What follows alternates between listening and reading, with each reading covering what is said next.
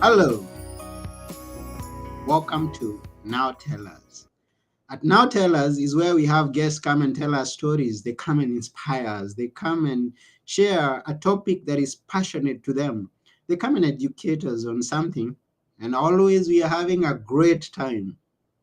And thanks to you, our viewer, our audience, we've been having a great time with the interaction. So, as we get started, I ask you to share a comment, ask a question as we are going on. And I'm excited because this month, if you've watched any of my past episodes this month, I'm excited because we are number 3 at Podmatch. Check that out. Number 3 at Podmatch. And this is because of you. And it's because of the great guests that we are having on our show. So we appreciate you and we appreciate our guests. We are going to meet our guest today, who is known as Zachary Daniel, to tell us about tough life lessons. But before we go there, I'd like you to watch this video very closely. Take your time. Hands where mine is. Jump. Go get on. Go, go, go. There's another one. Look at him. Woo! Stay on him. Oh, man. Quick, he's stuck on the tire. Jump on him. You got it.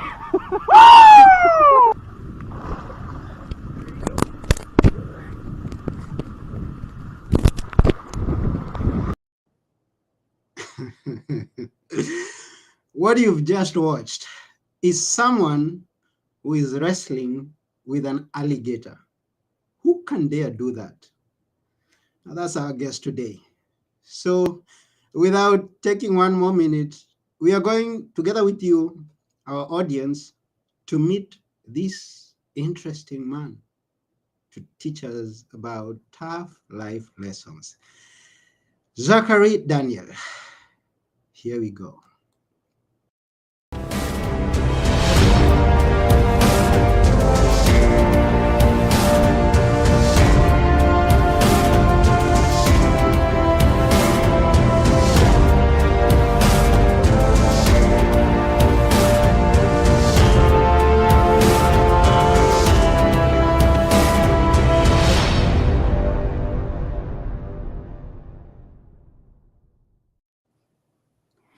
Hello, Zachary.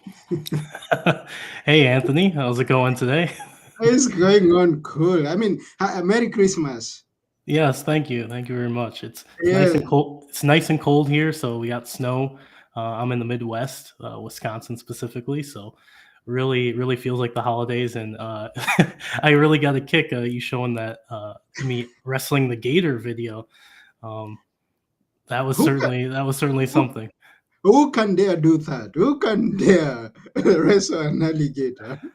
Yeah, other than Steve Irwin, I don't know many, but he was, he definitely, watching Steve Irwin growing up, I always wondered, like, how on earth is he wrestling these gators? Like, how dangerous is that?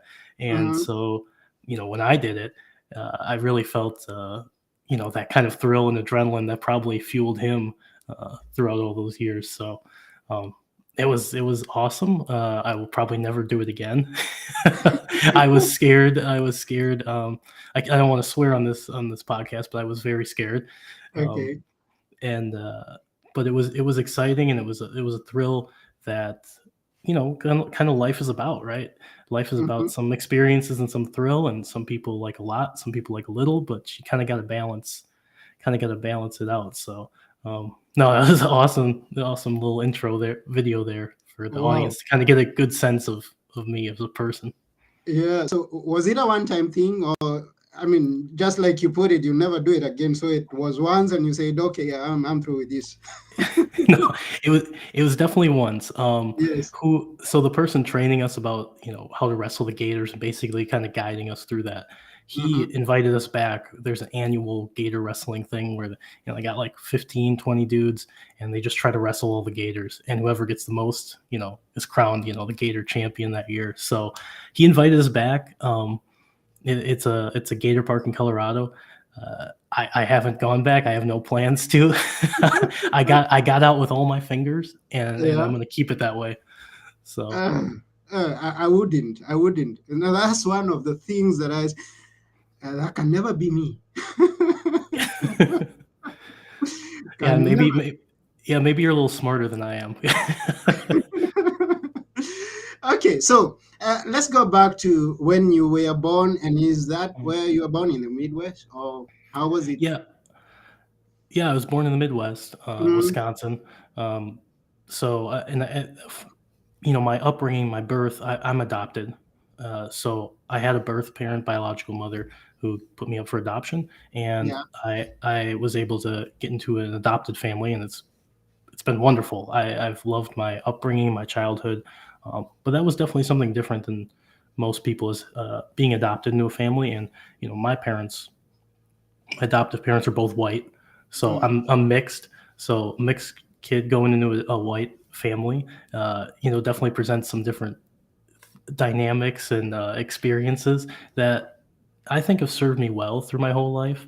mhm. But there've definitely been some challenges. There's some things that I've had to, that kind of dissect or understand, that is maybe different than, had I grown up with parents that were biologically, Any idea? related to me or looked like me. But Okay.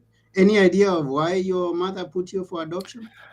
yeah, she was really young, so she had a chaotic home life. She was extremely young, in her early teens. The father was not going to be present, and she didn't believe in abortion. So, um, she decided to put me up for adoption, which is a very selfless act. I think it's, I know people have different feelings about abortion, but to carry a child to term and kind of bond with that child, give birth to that child, it's tough on your body, it's tough emotionally, and then to give it up, I think that's a very difficult thing to do. So um, she just wasn't in a position to provide for me the life Mm-hmm. that she probably wanted me to live. Um, Mm-hmm. so she put me up for adoption, and you know, uh, everything all worked out, and I was able to. The interesting thing about my adoption was it was closed, so I didn't know her for 18 years of my life. Okay. Never talked to her, didn't know what she looked like, anything.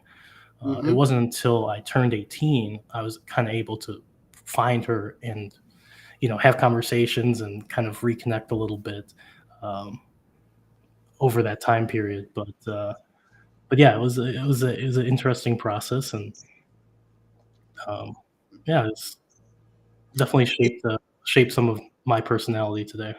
Still alive? Yes, still alive.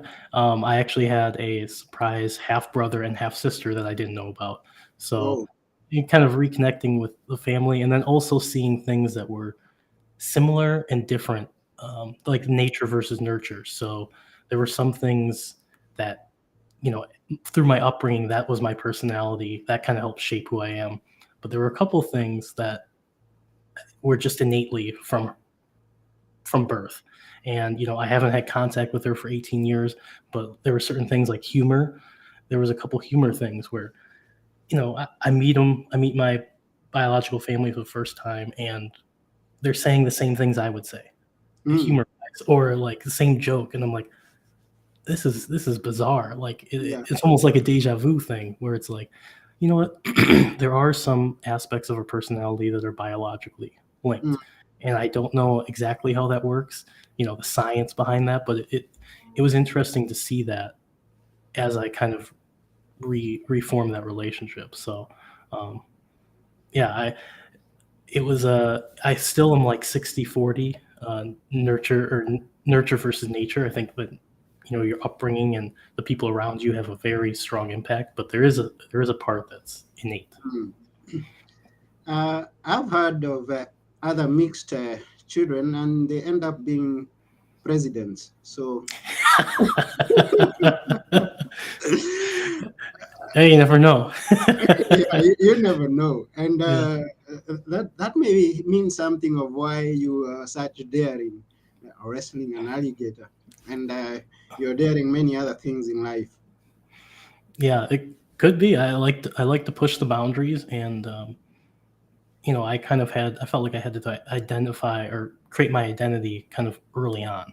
So Mm-hmm. that's helped me kind of, forming my own identity, deciding different things, or, either whether business or personal, I think has uh, helped me kind of be the person I am today. Mm-hmm. Because a lot of people, I shouldn't say a lot of people, but some people find themselves at some point in their life, they're like, well, who do I belong to, or who am I? Mm-hmm. Maybe it's because they had one staunch thing that they were very focused on, and that was taken away from them, and then they don't feel like they have a strong sense of self, or what they're doing, or where they're going. Um, so I think that forming an early identity and having a mixture of different things, interests, gator wrestling or crypto or whatever else, is family wise has helped me, for sure. So tell us at length, who is Zachary today? Tell us more. Tell us everything. Yeah, that Now tell us. that's a good question. So Zachary today, from a business standpoint, or from a business standpoint, would have been someone. So I created a couple companies. One was a Bitcoin ATM company, because I've been involved in that space for a long time. Um, Currently I'm an investment advisor, so I deal with people's money and investments with that specialty in digital currencies. Um, I went to school for nuclear medicine, so that's on the healthcare field. And I practiced nuclear medicine for about 2 years until I switched to finance. So we went from crypto to nuclear medicine to finance, and finance kind of dealing with crypto. Um, so it definitely, uh, from a business perspective, that's very varied. Not many people go from healthcare to finance and business. Um, I also, started a property company with a partner. Um, so I kind of have my hands in a lot of different baskets. I recently came out with a fiction book, which is more of the hobby perspective.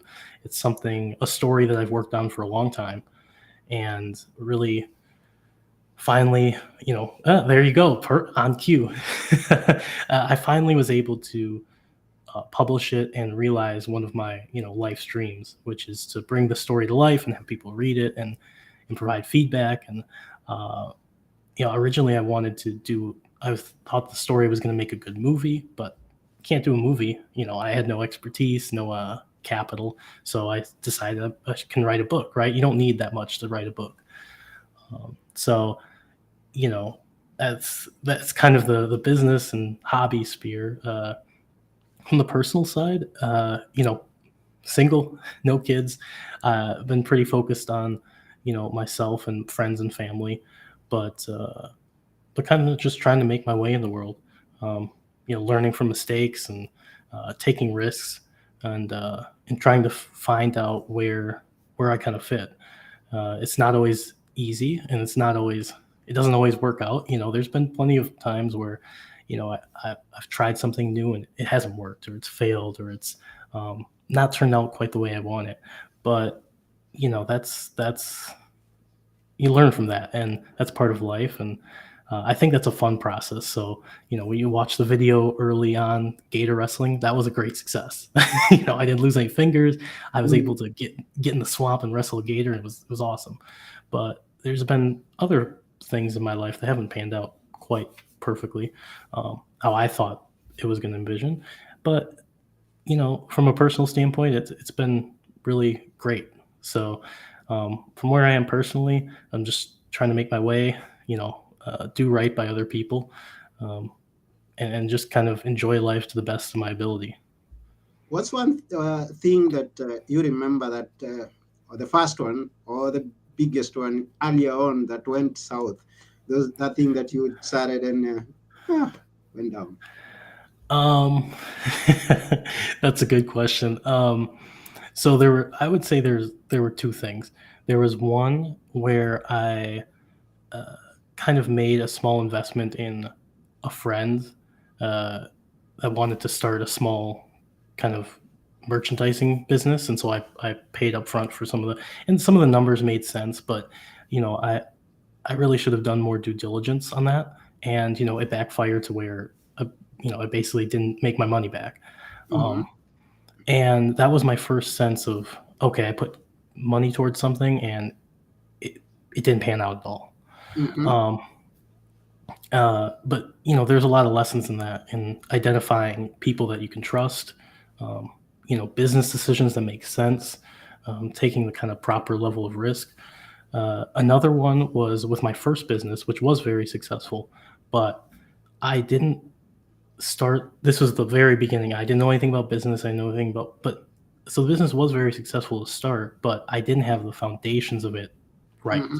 So when it grew, it kind of outgrew those foundations, and it kind of exposed that this was unsustainable, and that wasn't gonna it wasn't able to continue, even though the numbers were doing well and it made sense. Kind of Mm-hmm. what I built it on was shaky, and so once it got big enough, then it kind of ceased to work. Um, so I would say that was also an important lesson. So when you're building a business, you have to start with a strong foundation, and that's true of most anything in your life. If you're going to build a strong relationship, you got to start on a strong foundation, and you have to be right. And if you're going to, um, do anything, accomplish anything of worth, you have to start from a strong position. So, Wow. Is that an interesting thing that you say there? That I can start a business, it becomes very successful, and it topples down because of being successful because it doesn't have a good foundation. Interesting. yeah, yeah, and that was with the ATM business. So the ATM business with Bitcoin ATMs, it was successful in that we were getting a lot of business, but it was difficult because uh, dealing with banks and cash and Bitcoin, I didn't have a strong base and regulatory kind of procedure to where it made it difficult for banks to work with us. So Mm-hmm. once we got to a certain size and we're doing certain volumes of money, banks were like, nah, nah, nah, nah. We don't want to deal with that. Maybe you guys are legitimate, but we can't trust that. We don't want to take the risk.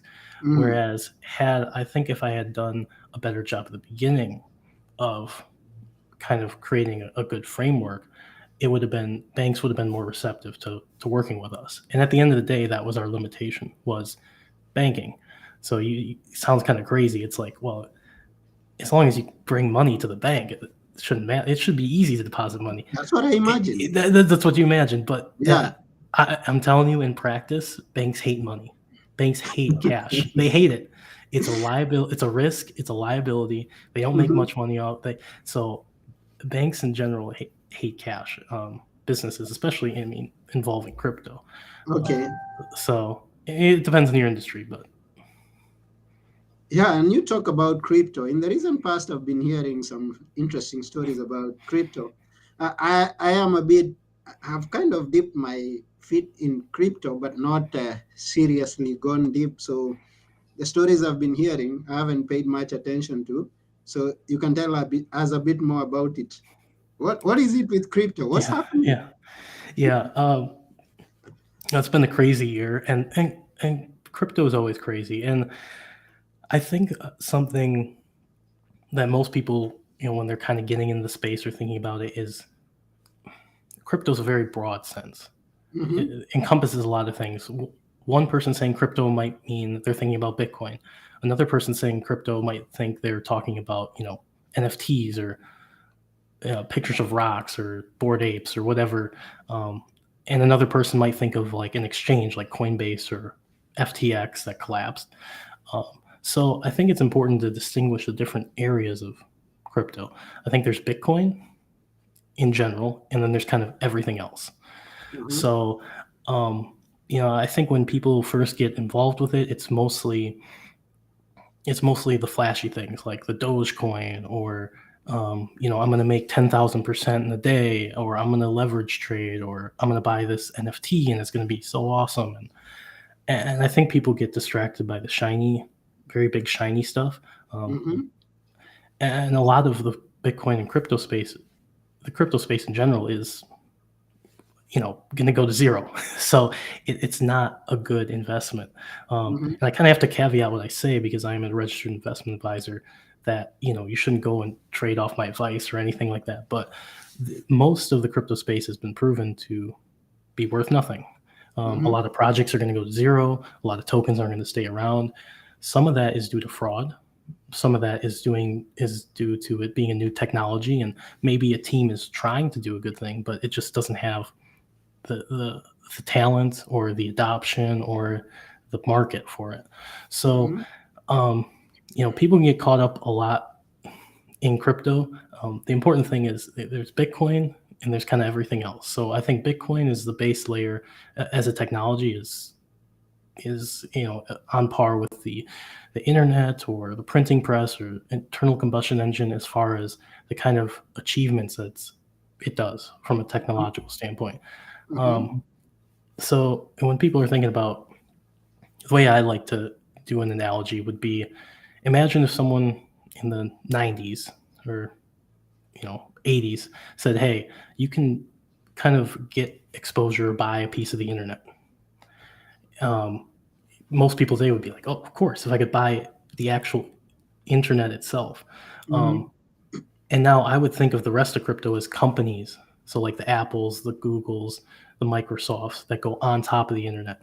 That's kind of Bitcoin versus crypto. So you saw that the internet stayed, from the 90s to the 2000s, and it's become a greater aspect of our lives as the technology develops and it kind of gets more integrated. But companies come and go, right? And so unless you're really in tune with the space and you're willing to take a large amount of risk, it's better that you start with Bitcoin as far as learning about it and maybe getting some exposure to it, dealing with a couple transactions and understanding that before you kind of wade into other stuff, because although those things might return a significant portion, odds are you're going to get very burned, due to a bunch of different reasons. And that's what we're seeing now, is a lot of crypto collapse, and it's happened before. It will probably happen again, but I think it hurts more this time because it was more integrated into most people's lives, right? A lot of Americans had funds on FTX or Celsius or Voyager, and it wasn't just speculative nerds on the internet anymore. It was some people put their retirements in it. Some people who didn't know what they were buying, or had trust in a exchange or institution that failed. And I think that's been a much larger scale this time. So I think it is a little different, and it hurts a little bit more. Going to probably set the space back a little bit more. But I would just encourage people. It is likely that Bitcoin and crypto are not going to go away. So it's at least worth learning about. That's good. And thank you for sharing that. I've witnessed many people who go into something just because it's the hype of the day. So yeah, it is important, as you put it, before you go into something, you have more information about it. And that's something I talk about in my book, Achieve Your Dream. The first thing and most important thing for you to have in going whatever it is, for whatever it is that you want to go after, is to have the right information. Don't just go there because it's the hype. Yeah, no, that's exactly true. And it's hard to get the right information. If I read most mainstream articles about Bitcoin or crypto in general, they're riddled with false things, or they misunderstand things, or they just don't understand. And maybe some of it's from, I'm like, this is almost malicious, to they just don't know.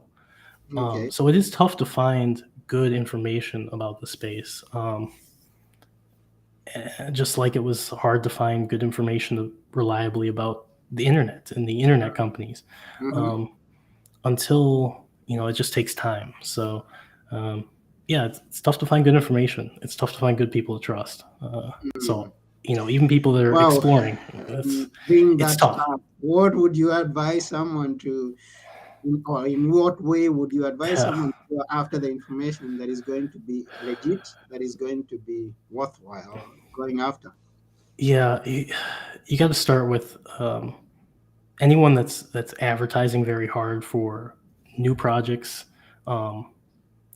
really advertising for new projects, or has a large platform where you think they might get paid, right there, just new projects. No, you probably Oh. shouldn't be listening or trusting those people. Mm-hmm. Um, you should look for someone who's been in the space for at least one big cycle of uptrend and downtrend, Mm-hmm. because when it's your first time, it, it you don't recognize a lot of the signs that end up hurting you down the road. So it's Mm-hmm. very easy to get caught up, just like anything. It's very easy to get caught up in the emotion and the rush, and maybe prices are going up and people are going crazy. Um, you want to try to look at someone who's been through it once at least, to be like, okay, what was it like last time? What did you feel? Um, and can kind of assess the space a little better. And then someone who is a little bit objective. Um, it's kind of hard to, because it is hard to speculate on an emerging technology, right? Anyone that's at, with an emerging technology, they think it's going to be very massive down the road, a lot bigger than it is today. So inherently, that's going to be a little biased. Okay. But you have to find someone that's a little bit realistic with uh, what the future might bring, and well, someone who's willing to get their points challenged, right? Um, it's not easy to find, but I would say, yeah, anyone that's trying to push any new project Mm-hmm. immediately, that's a big warning sign. And then anyone that's new to Bitcoin or crypto, that's another big warning sign. So if you're watching or listening to an influencer or something, and you can't go back 5 years and see what they were posting 5 years ago and see how they were talking about things then, Mm-hmm. that's something to. And Okay. sorry, I'll do a quick shout. We'll go to the next question. But if someone was looking for a book that I think is a good starting point to, I think the Bitcoin Standard. Um, of course, I'll recommend my own book for fiction, but for nonfiction, the Bitcoin Standard by Safadine. I forget his name, but anyway, we'll go on to the next question. Okay. I can ramble about crypto and Bitcoin all day. So Okay. Tell us a bit more about other tough life lessons that you'd like us to hear in this episode. One, two, three, or maybe, yeah. yeah. I think publishing the book was a life lesson. Mm-hmm. When you're really passionate about something and it's like it's your creative thing, there's this. It's kind of like your baby, and you don't want anyone to say anything bad about your kid.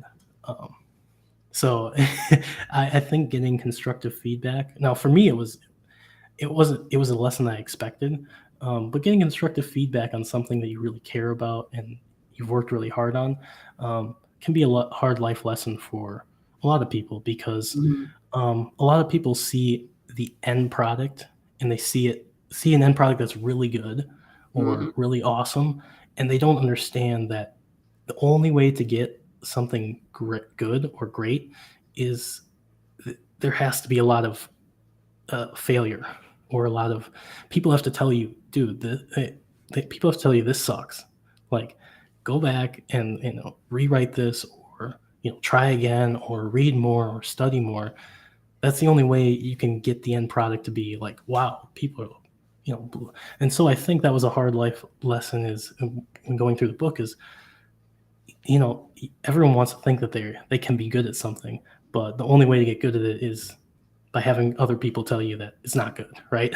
Wow. No one, Michael Jordan didn't become Michael Jordan, and I'm not comparing myself to Michael Jordan writing Yeah. sphere at all, but everyone looks at Michael Jordan now. It's like, oh, he was amazing. And the only way he got that way was so many people telling him, you suck. You need to work on your jump shot. You need to be a better condition, whatever.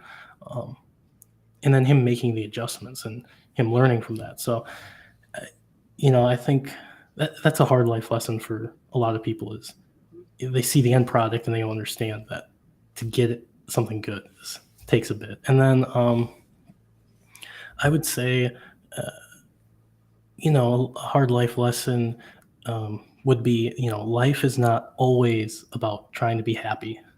So um, today we have a lot of culture of, well, give it to me now, or I'll just, I want to experience the best or have pleasure immediately, right? Instant gratification.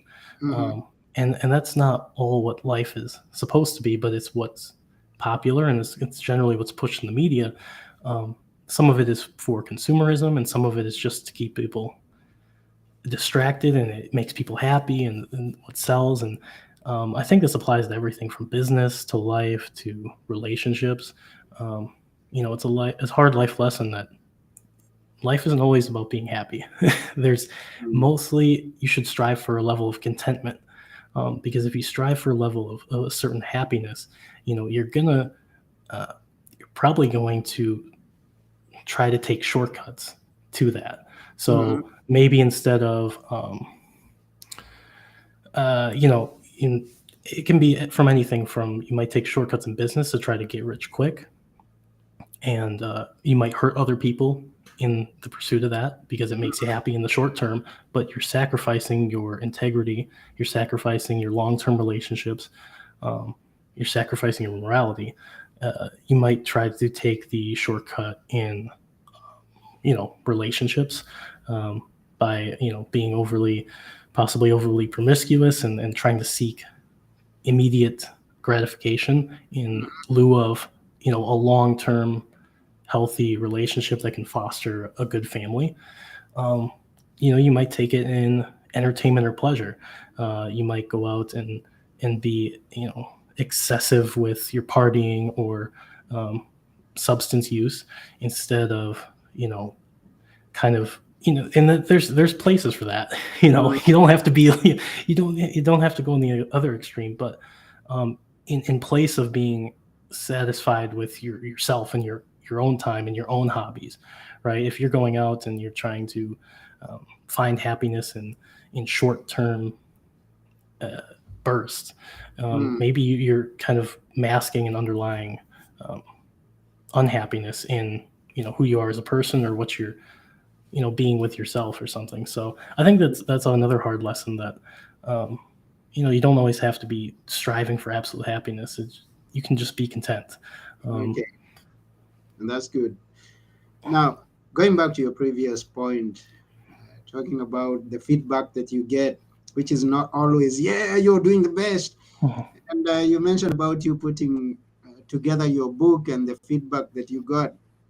You reminded me of me when I was doing my first book, and because I'm a graphic artist, so I did the cover for myself, and then I had to present it to someone who's been there for years, done plenty of books, and is a big name there. But I was in contact with him, and then I tell him, okay, this is how I want my book to look like, and he looks at it and tells me, hey, Anthony,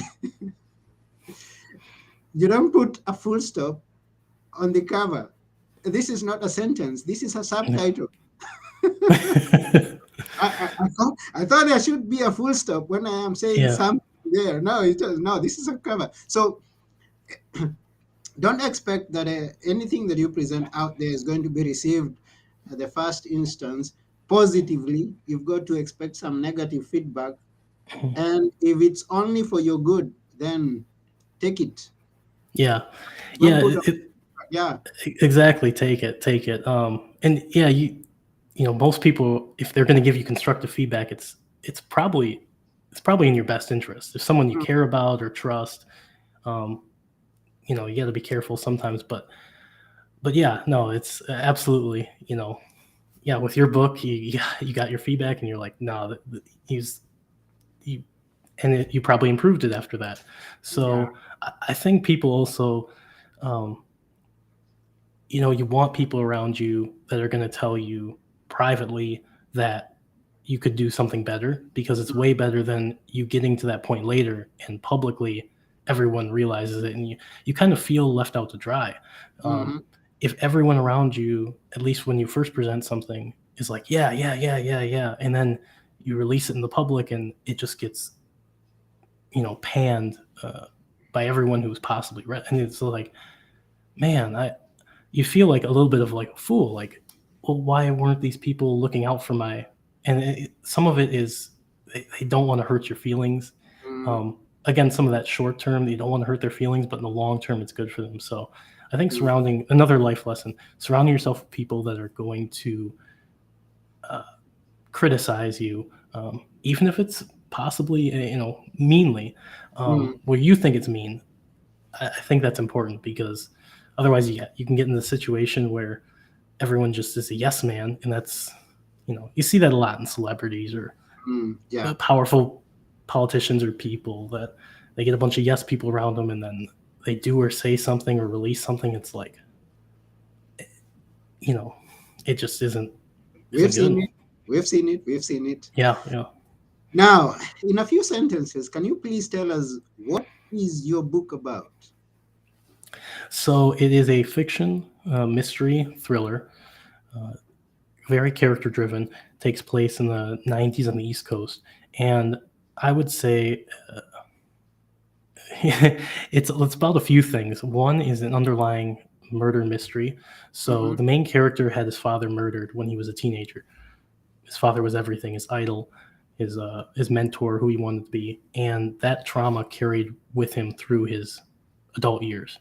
Fast forward to the present, he deals with that in an unhealthy way, and I don't want to say it's a sort of vigilante. Um, eh, Sort of vigilante. I don't want to like make it all like to be a Dexter or something, but he deals with that trauma in unhealthy ways.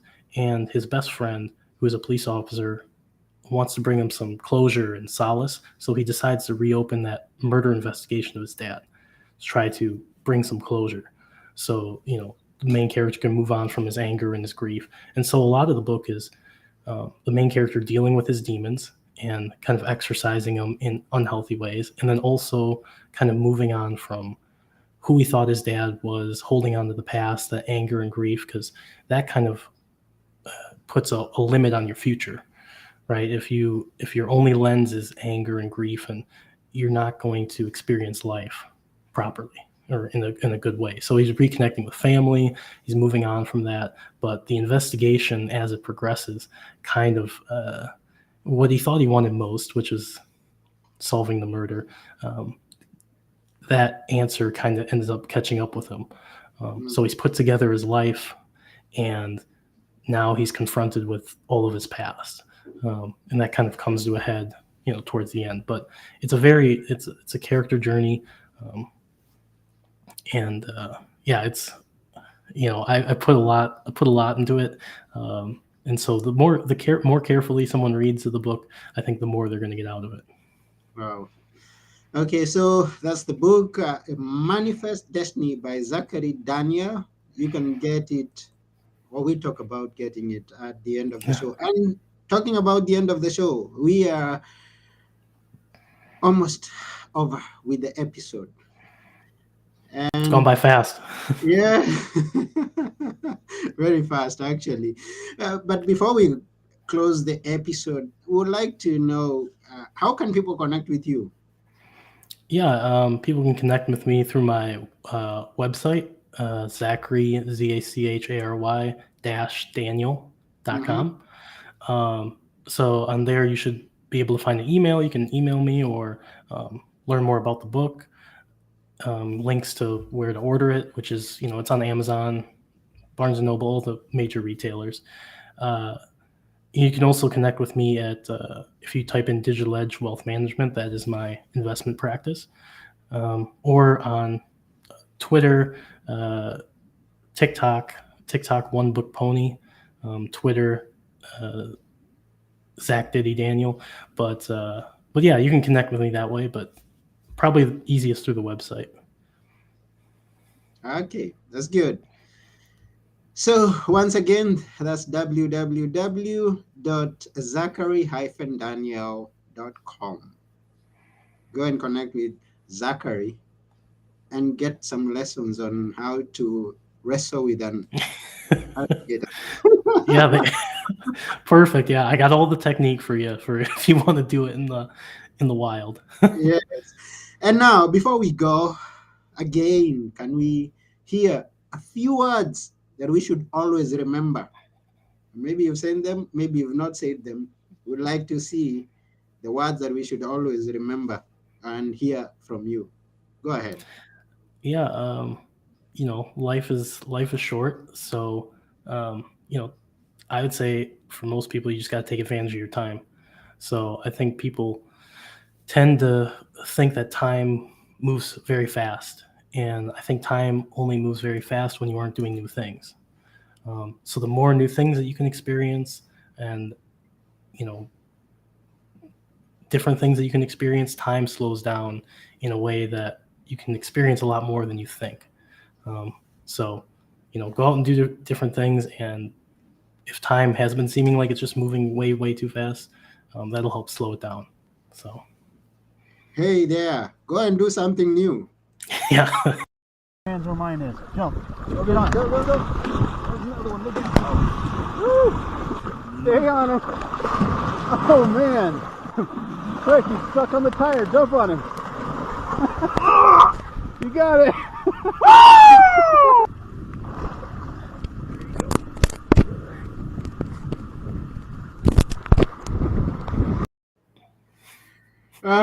Yes, A, yes, yes. a perfect outro. This has been Zachary Daniel. I've been your host, Anthony Moirore. So, together with Zachary, until next time, we're saying bye for now. Ciao. Cheers.